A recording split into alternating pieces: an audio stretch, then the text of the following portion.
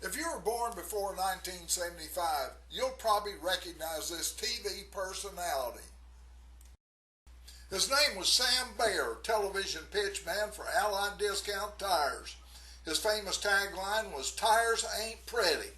He was always coming up with some kind of crazy line. One of them that I remember so vividly, he said, "As a personal service to our customers, we hand torque every lug nut on your wheels.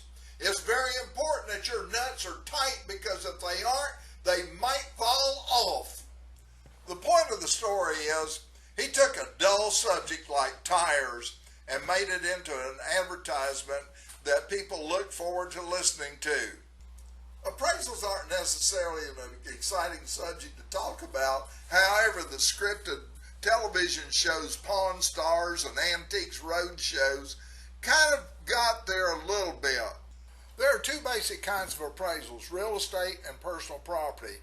Real estate is everything that is attached to the land, mineral rights, and personal property is everything else, including tangible and intangible property. First, we're going to talk about real estate appraisals.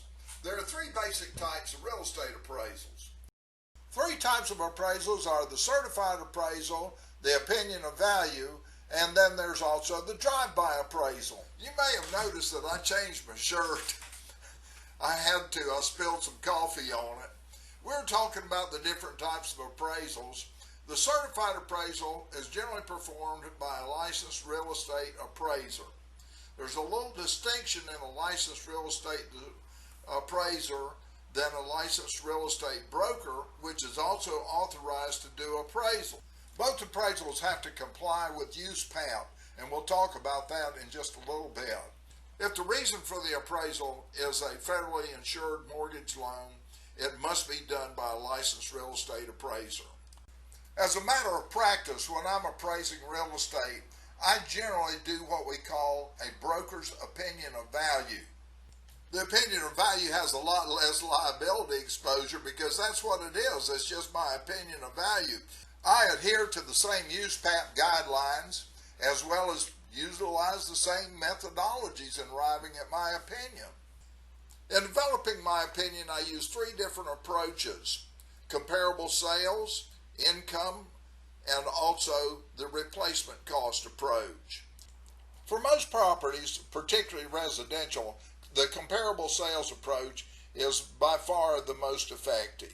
You look up the properties that are similar to yours that have sold within the past 6 months, and then you adjust them to your property. For example, if your property was a 3-bedroom, 2-bath house and you found a comparable that was a 4-bedroom, 2-bath house, you would adjust that 4-bedroom house down in value to make it what it would have sold for had it been a 3-bedroom house.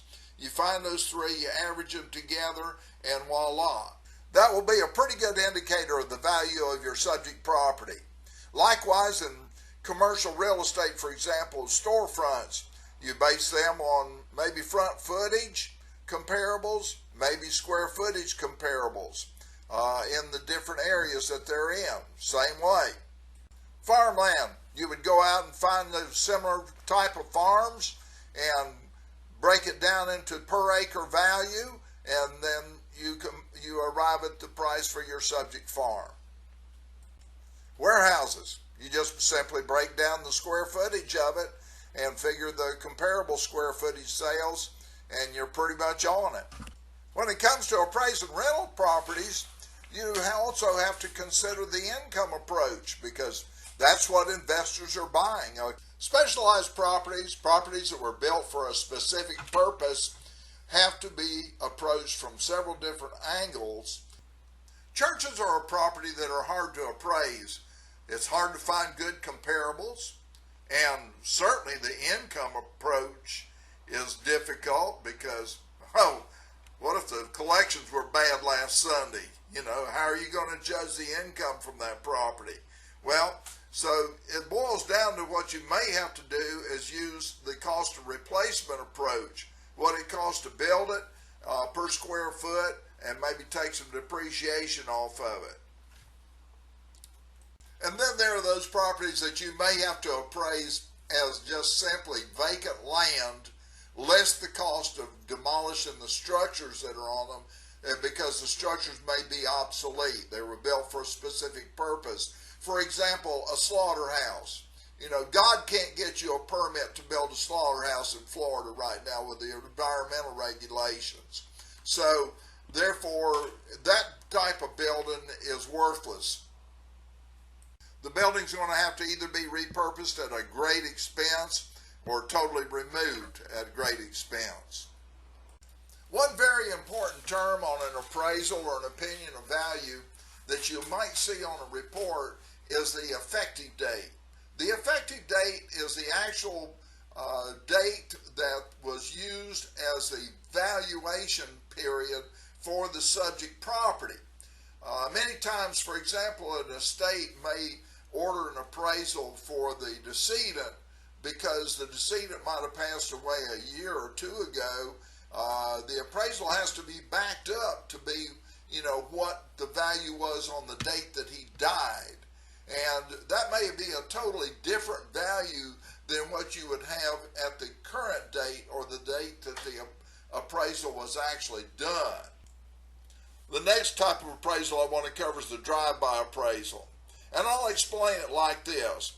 I have some cheapskate customers, attorneys and friends that will call me up and say, Randy, go out there and do me a drive-by on that property at such and such a street and let me know what you think it's worth.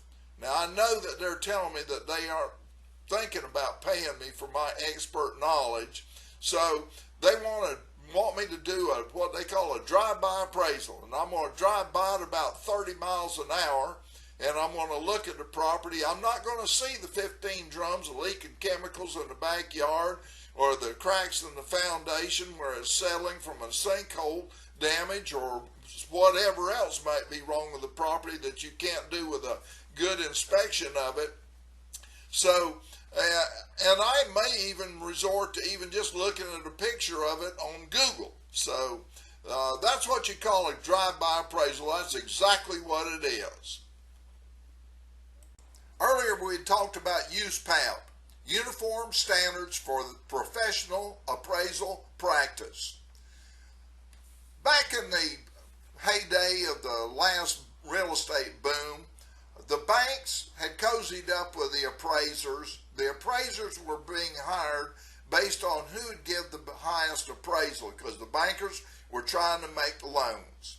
And what happened, we all know, is that the result was there was a collapse in the real estate market. Banks and institutions went bankrupt. The government had to bail them out at billions of dollars of loss, and individuals were upside down in their homes. They were foreclosed on and lost. The whole debacle was horrible, and it thrust the whole economy into a recession. So the appraisal foundation was put into place by the federal government, and they came up with a bunch of guidelines and rules for the way that appraisals had to be done, particularly for loans that were to be insured by federal guarantees.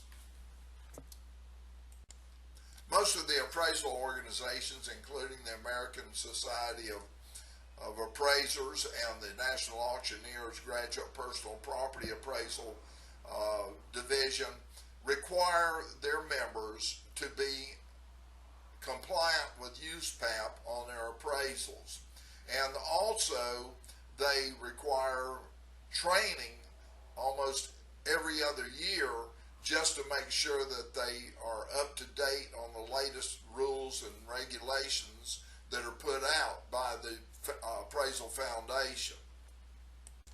I know many judges today will throw out an appraisal that's not USPAP compliant. USPAP applies to both personal property and real estate appraisals. Now, if you want some more tires ain't pretty appraisal discussions, we'll move on to personal property appraisals.